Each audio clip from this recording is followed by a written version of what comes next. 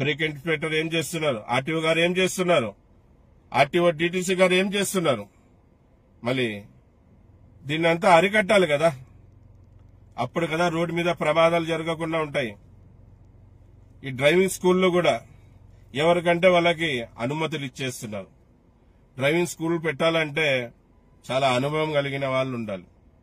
ఎందుకంటే డ్రైవర్లని 100 మందిని తయారు చేసి రోడ్ల మీద పంపిస్తున్నప్పుడు ఎంత పర్ఫెక్ట్ డ్రైవింగ్ స్కూల్ నడపాలంటే అంత బాధ్యత కలిగిన వాళ్ళు ఉండాలి. మళ్ళీ ఇల్లీగల్ గా కర్నూలులో చాలా బండ్లు తిరుగుతున్నాయి. దాన్ని ఆపండి.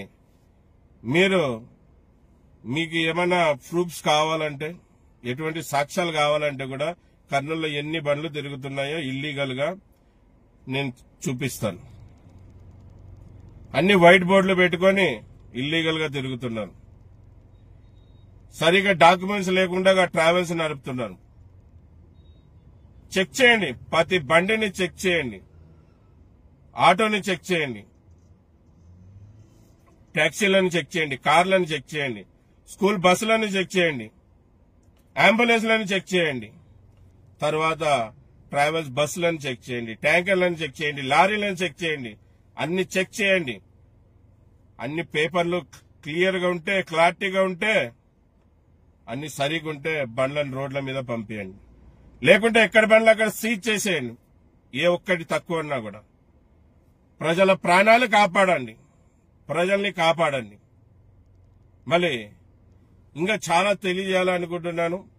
కర్నూలులో అట్లానే కాదు, అన్ని రాష్ట్రాల్లో ఇలాగే జరుగుతుంది. దీనంతా కూడా ఆర్టీఓ వ్యవస్థ ఆపాల్సిందిగా కోరుకుంటున్నాను.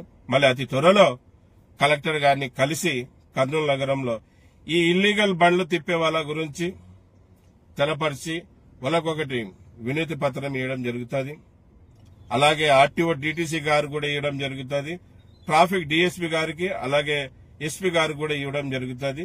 ఖచ్చితంగా దీని మీద అధికారులంతా కూడా ఉక్కు పాదంతో ఇల్లీగల్ తిరిగే బండ్లనంతా అణిచేయాలని, ప్రజల ప్రాణాలు కాపాడాలని మళ్ళీ ఈ వీడియో ద్వారా కోరుకుంటున్నాను.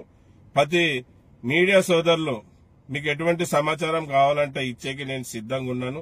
మీరు కూడా కెమెరా ఇల్లీగల్ గా తిప్పే వాళ్ళ బండ్ల వైపు తిప్పే వాళ్ళకెళ్లి మీరు కూడా కెమెరా తిప్పండి.